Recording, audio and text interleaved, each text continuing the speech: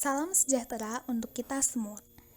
Saya Wahyu Eka Nugrahini dengan NIM 22030120130062 dari kelas genap akan membahas soal kimia dasar nomor 13.111.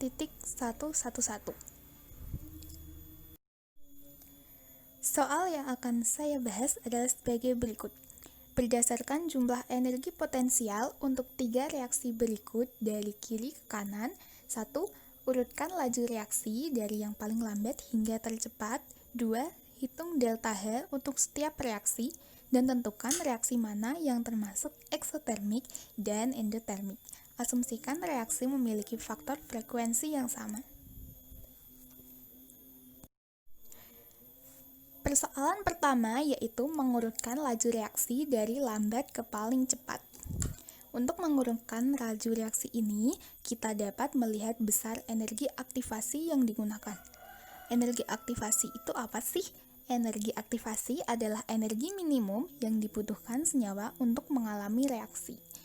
Jadi intinya, energi aktivasi itu tuh energi yang digunakan untuk memulai suatu reaksi. Semakin besar energi aktivasi yang dibutuhkan, maka reaksi tersebut akan semakin lambat. Nah, untuk menentukan laju reaksi, pertama-tama kita harus menentukan energi aktivasi dari setiap grafik terlebih dahulu. Dari grafik A, dapat kita lihat bahwa grafik bergerak ke atas sebesar 30 kJ per mol yang merupakan energi aktivasi. Kemudian grafik bergerak turun sebanyak 40 kJ per mol yang merupakan entalpi reaksi. Nah, dapat diketahui bahwa energi aktivasi dari grafik A sebesar 30 kJ per mol.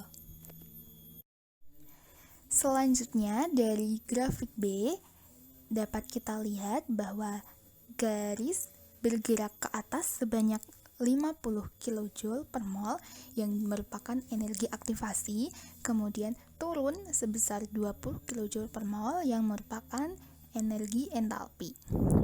Nah, jadi pada grafik B ini dapat kita tentukan bahwa energi aktivasi adalah 50 kJ per mol. Untuk grafik C, dapat kita lihat bahwa grafik bergerak naik sebanyak 40 kJ per mol yang juga merupakan energi aktivasi. Kemudian, grafik turun sebanyak 20 kJ per mol yang merupakan entalpi reaksi. Jadi, dapat kita tentukan juga bahwa pada grafik C, energi aktivasi yang dimiliki sebesar 40 kJ per mol. Nah, sekarang kita sudah mengetahui besar energi aktivasi dari setiap grafik A, B, dan C. Sekarang kita akan menentukan urutan laju reaksi dari yang paling lambat ke paling cepat. Ingat kembali ya bahwa reaksi dengan energi aktivasi terbesar merupakan reaksi yang paling lambat. Jadi, urutan laju reaksi dari yang paling lambat ke paling cepat adalah B dengan energi aktivasi terbesar, kemudian C, dan terakhir A yang memiliki laju reaksi paling cepat. Nah, sekarang untuk menjawab pertanyaan kedua, yaitu menghitung delta H dan menentukan bahwa reaksi ini termasuk endotermik atau eksotermik. Menghitung delta H dapat dilakukan dengan mencari selisih antara H produk dengan H reaktan. Nah, tapi dalam soal ini sudah disediakan grafik, jadi kita hanya tinggal melihat grafik saja. Entalpi reaksi atau delta H dapat bernilai positif maupun negatif. Nah, nilai positif dan negatif inilah yang bisa kita gunakan untuk menentukan bahwa reaksi termasuk proses endotermik atau eksotermik. Untuk proses endotermik, delta H akan bernilai positif. Sebaliknya, untuk proses eksotermik, delta H akan bernilai negatif. Nah, dilihat dari grafik pada slide sebelumnya tadi ya, sudah ada petunjuk besar delta H dan juga besar energi aktivasi.